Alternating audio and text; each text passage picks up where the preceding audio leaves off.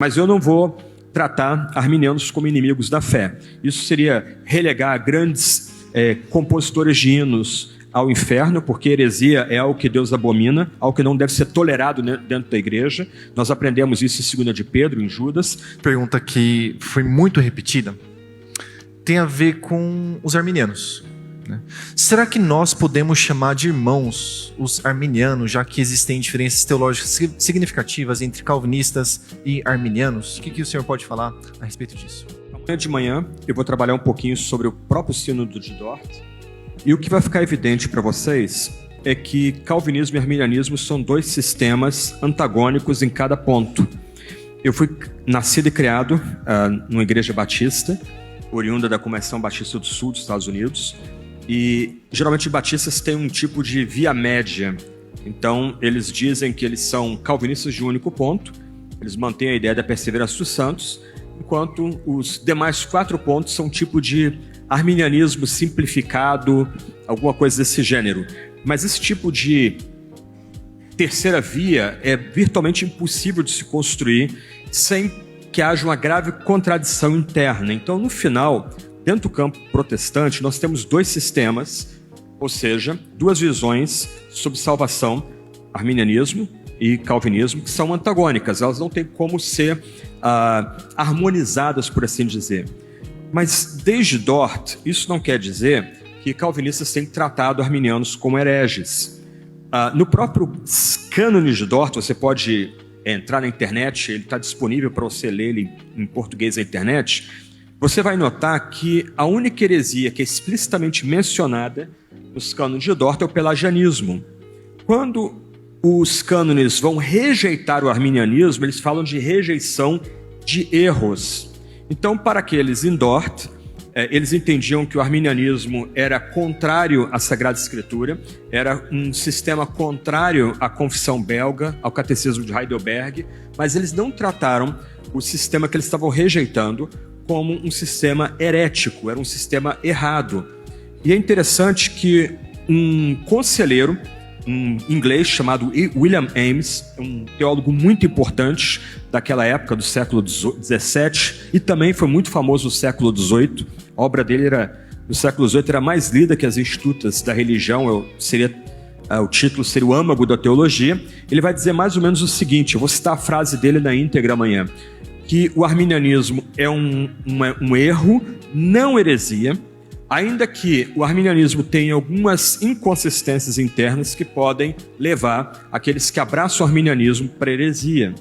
Então, ainda que haja alguma animosidade entre calvinistas e arminianos, pelo menos entre os melhores dos 2 lados da controvérsia, há um entendimento que essa é uma briga entre irmãos, é uma briga importante, mas é uma briga entre irmãos. Um ponto que eu acho curioso naqueles que têm a tendência de rotular o arminianismo como heresia é um argumento da experiência.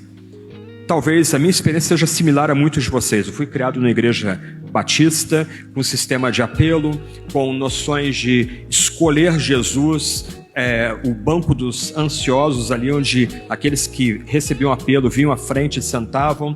Eu lembro dos hinos que se cantavam em nossa igreja, manso e suave Jesus conquistando, que segurança sou de Jesus. Hinos compostos por arminianos ou pentecostais, isso era cantado em nossas igrejas. Mas eu cheguei à fé nesse ambiente. Eu fui chamado para o ministério nesse ambiente. Eu fui depois educado no ministério nesse ambiente. Em algum momento, Deus colocou no meu caminho o Dr. Russell Shedd, que foi fazer exposição bíblica na capela do seminário, e ele tudo mudou. Mas dentro desse ambiente também, se eu agora rotulo os meus irmãos arminianos como heréticos, eu tenho que jogar fora todas as bênçãos e dádivas que Deus me concedeu naquele ambiente. Porque no final, nós não somos salvos pela compreensão correta de certas doutrinas. Nós somos salvos quando experimentamos o poder dessas doutrinas. Então, uma pessoa pode querer corretamente ir para o inferno, enquanto outra pessoa pode não ter uma boa compreensão da doutrina, mas experimentar a paz, a segurança, a força que vem daquela doutrina, ainda que tenha um pensamento confuso quanto ela. Então, no final, quando a gente pensa nesse debate entre calvinismo e arminianismo, esse é um debate dentro do âmbito cristão mais amplo, é um debate importante.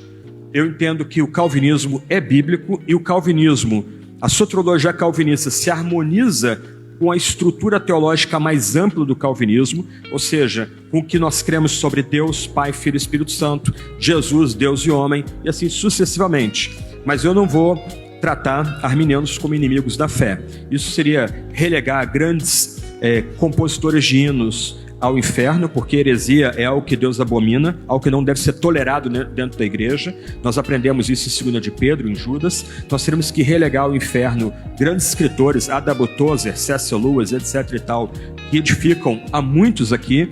Então, nós precisamos ter um pouco de cautela quando a gente lida com essas questões. Tecnicamente, e eu encerro aqui, uma heresia é uma negativa ou uma rejeição de uma doutrina essencial, absolutamente central para a salvação.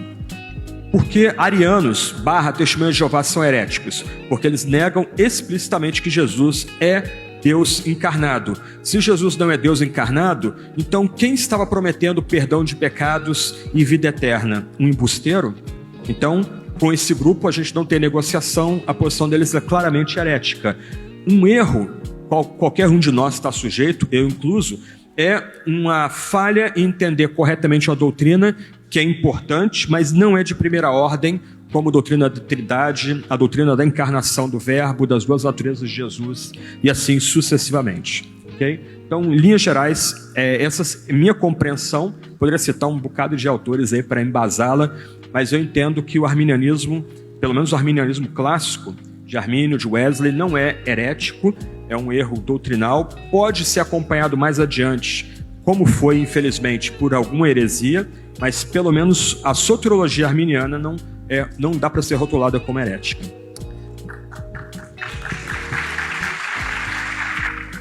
Deixa eu dar uma palavrinha aqui acompanhando essa excelente aula que a gente ouviu aqui do professor Franklin, poucas palavras. Sabe o que você faz com alguém que está errado? Você ensina. E ensino é algo que se faz com amor e com paciência e com graça. Porque você não nasceu sabendo de tudo, não. Nem eu e nem ninguém. Deus é bondoso e gracioso com a gente e Ele ensina. Não é? Com amor. Imagina os discípulos dele. Não é? Os apóstolos estavam lá no barco com Jesus.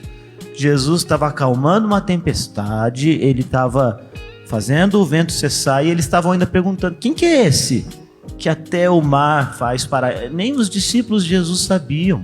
Jesus, ele multiplicou pães e peixes, e depois ele vai dizer para os discípulos dele: olha, cuidado com o fermento dos fariseus. E aí eles começaram a falar: será que ele está falando que é porque a gente esqueceu a cesta de pão lá atrás? Né? E aí ficaram, e Jesus, óbvio, ele dá ali um puxãozinho de orelha neles e fala assim: gente, não é disso que eu estou falando, não. E ele ensina aqueles homens.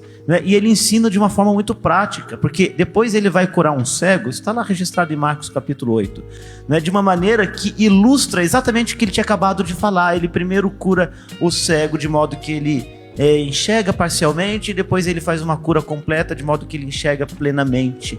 E isso é muito ilustrativo daquilo que ele referiu-se, por exemplo, com respeito aos fariseus e saduceus, que eram exatamente como aquele cego que não podiam enxergar nada, e depois com os discípulos que estavam com o seu entendimento anuviado, sabiam algumas coisas, mas não sabiam tudo ainda.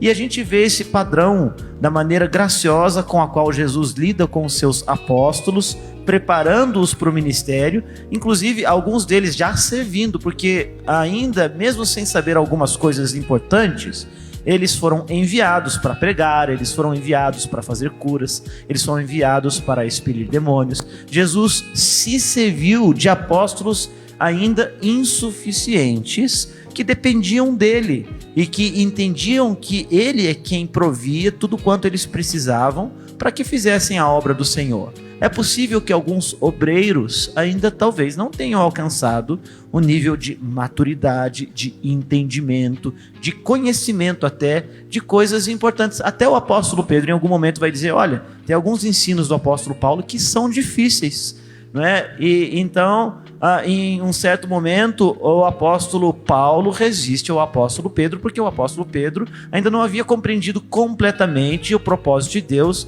com respeito aos gentios. Aliás, esse mesmo apóstolo Pedro, quando Deus dá a ele uma visão daqueles alimentos que haviam sido purificados por Deus, por assim dizer, para que ele pudesse chegar aos gentios, ele disse: não vou comer. Disse isso para o Senhor. Vocês conseguem entender o que a Escritura está mostrando por esses exemplos para a gente?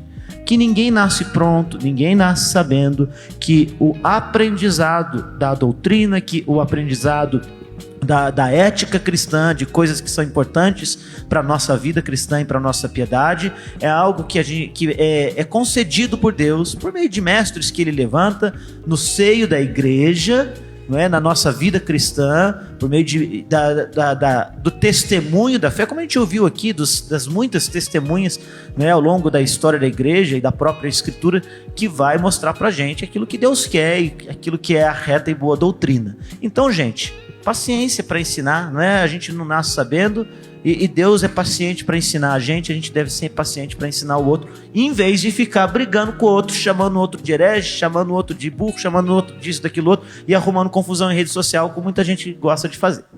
É isso.